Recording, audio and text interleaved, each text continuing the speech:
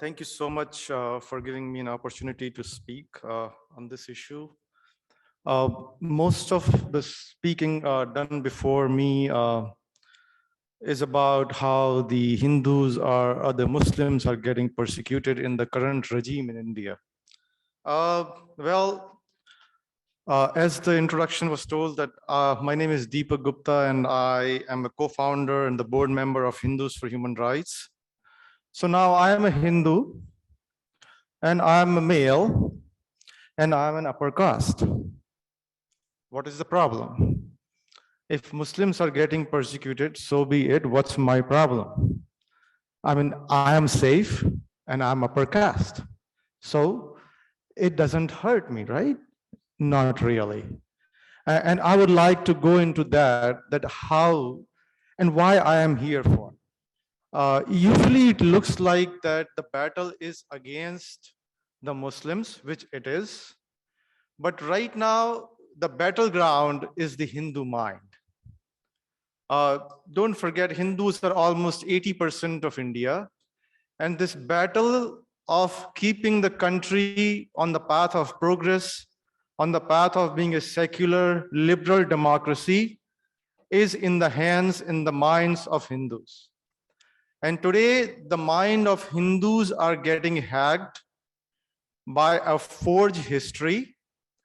And Hindus for Human Rights as an organization, we are trying to fight this battle within Hindus for the right heritage and to have a better future. So we add, as in Hindus for Human Rights, we add a Hindu voice. That is the problem, the Hindu voice to the interfaith struggle for justice and plurality in India and in the United States. We are Hindus who are opposed to caste.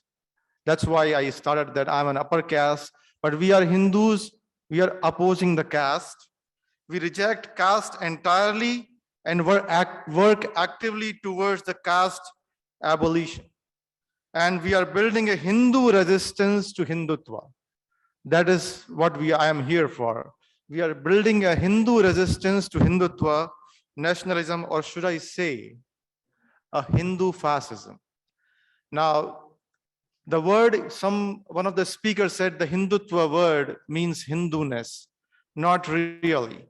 There is nothing Hindu in the word Hindutva. Actually, it is everything opposing the Hindus. Hindutva is against Hindus as much as it is against Muslims. Now, why Hindu nationalism is not Hinduism? My three speakers before me explained that the human rights crisis in India. As a Hindu, I feel my heart broken that so much violence, so much suffering is done in India on my name. I am not for it. Not on my name.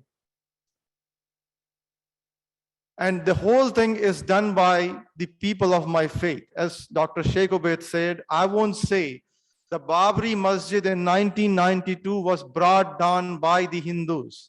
I won't say they are not the real Hindus. They were Hindus. So that is where the battleground is, to keep the right heritage, to keep the Hinduness within Hindus. The architect of the Hindutva ideology are not the faithful Hindus. I am a temple-going Hindu in America, and I can tell you with full confidence and experience, I haven't met probably very, very few Hindutva-following Hindus in temples. They cannot even recite the basic mantras of Hinduism. So just because they have a Hindu name, they are fake Hindus. They are not Hindus, they are political ideologues, those who are using a similar name to propagate their ideology to pollute the minds of the Hindus.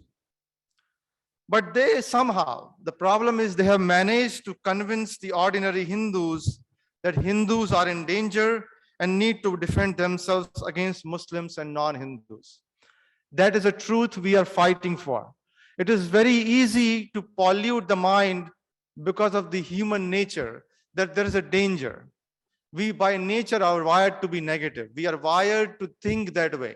So it is difficult to fight it back, the basic raw humanness, human thinking of having that, oh, I am in danger. So that insecurity within Hindus have to be fought on. And HfHR is in that battle to convince the Hindus that there is no danger. If there is any danger, the danger is of losing your Hinduness. Now, I am here to tell you that there is no relationship of Hindutva to Hindus. Why? Because Hindutva is new, it's dark, it's violent, and it's completely against the Hinduism, which is very inclusive in nature. And that is why Hindutva is against the national building of a modern, democratic, and plural India today. Hindutva urges Hindus to take up arms. Hindutva is hyper-masculine. There is no space for womanhood in Hindutva. And Hindutva, gods are without godness. There is no godliness in the gods that are propagated. They are more looking like movie characters. The Ram, for example, the Ram is shown as a Amitabh Bachchan style, which is not true. It is completely against the image of Lord Ram, which has been there for centuries. Hinduism teaches us that we are all one, that none of us are superior to others. In fact, we are all one. Hinduism valorizes devotees who see joy and sorrow of others as their own. And very commonly quoted Sanskrit words that ekam sadvipra bahudha vadanti. The same truth is said in many different ways. Hinduism values peace and peacefulness. Hinduism teaches that God is without form and gender, and you cannot separate a male divine from a female divine. For example, a character of Bhishma in Mahabharata, a very great character, but he was falsely made to fight from the side of the majority, which was on the wrong side. And that is exactly what is happening, that under the disguise of Hinduism in danger, most of the Hindu people are getting on the side of Hindutva just because of that, because they feel their faith is in danger, which is completely a lie. And the current example, how can I say that? The current example, the modern example of what we are saying is true is our freedom movement. India's freedom movement started in 1857 with a Muslim Bahadur Shah Zafar as their leader, and it ended in 1947, and 90 years of complete struggle where Hindus, Muslims, Sikhs, people of all faith fought relentlessly against the Britishers to gain that independence. And why I am saying the Hindus are also attacked. It's not a fight of Muslims. I am here to fight for the Hindus. This is not Hindutva, this is a complete fascism. To give a modern and recent example, first they used to culprit, Pakistan is the problem. So we all have to fight. Now the Pakistan faded away, Muslims are the problem. Then, so we have to all get together. Now the Muslim is out of the picture. Now who attacked Shiv Sena? Who is Shiv Sena? They are all Hindus. Now they are attacking the Hindus also. That is where nobody will be left. Everybody is under danger. That is what is happening, and that is what Hindutva is without any Hinduism. Since Narendra Modi has won the election in 2014, think about it, a constant rage, deprivation among the Hindu community is there. Hindutva believers will call for a Hindu awakening. This is not Hindu awakening. Though this is not, there is an awakening of the worst of Hindus. And it will manifest in the worst way for a country like India. You cannot choose a path towards the north and think the country will move towards the south. That will not happen. Our collective consciousness is what the nation is. If we are thinking with the worst of us, then the nation will become the worst of us. I shudder to think that where we are heading. And I really do feel that. So, and this is nothing new. The most prominent writers of India, like the newspaper of Nai Duniya, the Prabhas Joshi, or the Rajendra Mathur, They warned about this fundamentalism which is rising in Hindus, and they were faithful Hindus. And even Prabhas, 10 minutes, you have 5 minutes left, Deepak. Sure, thank 5 you. minutes, thank you. So history will, this Hindutva will destroy the fabric of India. That is what, as an HfHR representative, I am here to fight against that. The current Indian government is anti-Hindu. The current Indian government is anti-Hindu and it is anti-human. As we have been warned by the Genocide Watch and many other expert institutions, Hindutva will cause mass violence to occur. Perhaps a genocide of Muslims if it is not contained or stopped.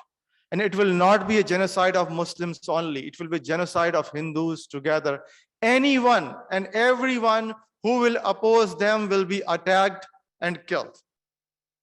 Hindutva believers are intellectually deprived, emotionally drained, physically and spiritually bankrupt.